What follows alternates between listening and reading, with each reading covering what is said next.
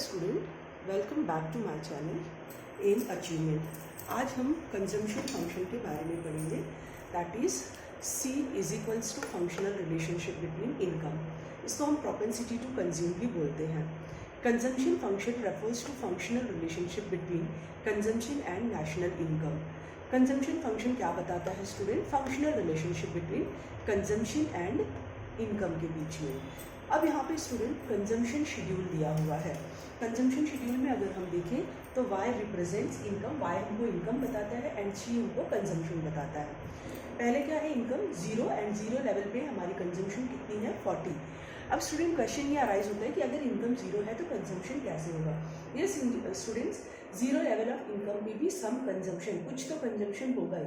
अगर एग्जांपल हम Covid period का लें तो कोविड पीरियड में बहुत से लोगों की जॉब्स चली गई थी, बट उन्होंने क्या कंजम्पशन छोड़ दिया था? नो, ये कंजम्पशन होती कहाँ से है? जो पास्ट सेविंग होती है पर्सन की, या तो प्रीवियस सेविंग, पास्ट सेविंग से होता है उसका कंजम्पशन, या फिर वो बोरोविंग्स से सेविंग अपनी कंजम्पशन को फुलफिल करते हैं। मतलब वो अपनी कंजम्पशन एक्टिविटी को कहीं ना कहीं से फुलफिल करते हैं। फिर इनकम 100 हो गया तो कंजम्पशन कितना हो गया? 120। देन इनकम 200 तो consumption 200, income 300 consumption 280, income 400 consumption 360, and income 500 बढ़ गई तो कंजम्पशन कितना हो गया हमारा? 440 हो गया।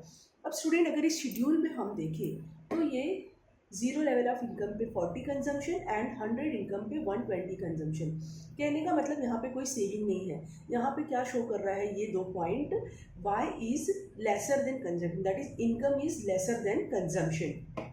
फिर 200 एंड 200, जब इनकम 200 है और कंजम्पशन भी 200 है तो ये क्या बता रहा है? That is income is equals to consumption. और यहाँ पे क्या होगा? Zero saving. यहाँ ये पॉइंट क्या बता रहा है हमको? डिस सेविंग बता रहा है, और ये पॉइंट हमको बता रहा है जीरो सेविंग, ये वाला। एंड 300 पे 280, 400 पे 360 एंड 500 पे 440 का कंजम्पशन हो रहा है। तो ये जो एरिया है, ये पर्टिकुलर एरिया क्या बता रहा है?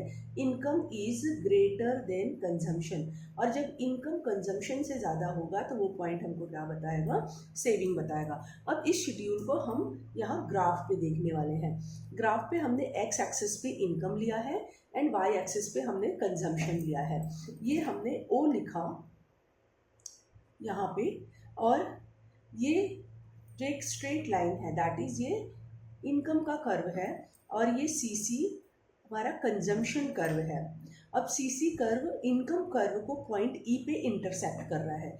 पॉइंट ई पे ये इंटरसेक्ट कर रहा है तो this point is break even point, जहाँ पे consumption is equals to income हो गया, या फिर इसको हम जीरो सेविंग भी बोल सकते हैं।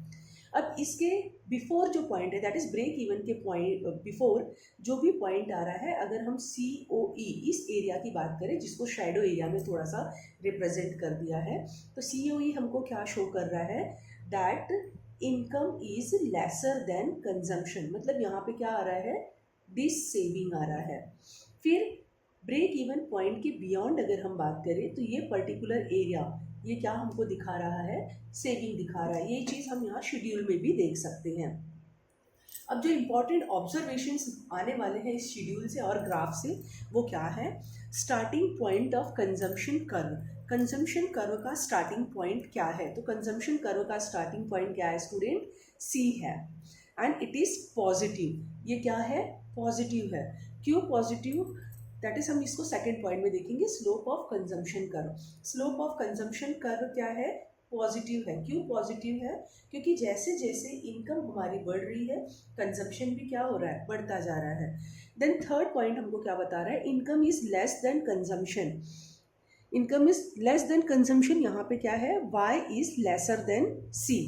तो this point is shows us dissaving point. तो इसको हम डिस सेविंग पॉइंट बोलते हैं। ये हम यहाँ ग्राफ पे भी देख सकते हैं और यहाँ शेड्यूल में भी देख सकते हैं कि जीरो पे 40 कंजम्पशन एंड 100 इनकम पे 120 कंजम्पशन। तो यहाँ पे सेविंग तो होना ही नहीं है, that is before break even point. हम क्या बोल सकते हैं? यहाँ शेड्यूल से भी देखिए, ग्राफ से भी देखिए, तो before break even point income is less than consumption. Then fourth observation क्या आता है हमारा?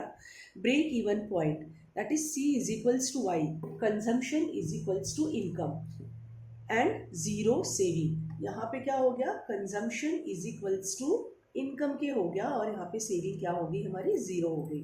देन फिफ्थ ऑब्जर्वेशन हमको क्या बता रहा है, income is more than consumption. Income क्या है, कंजम्पशन से ज़्यादा है। यस, अगर हम 300, 400, 500 ये तीनों पॉइंट्स को देखें टेबल में अपने, तो ये क्या दिखा रहा है, सेविंग दिखा रहा है। जितनी इनकम है उतना कंजम्पशन नहीं है, कंजम्पशन उससे कम होता जा रहा है। That is income is greater than consumption, and this point shows saving and show it is beyond the break even point।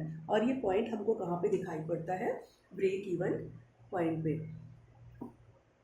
I believe that you will understood all the concept. We'll see in next lecture.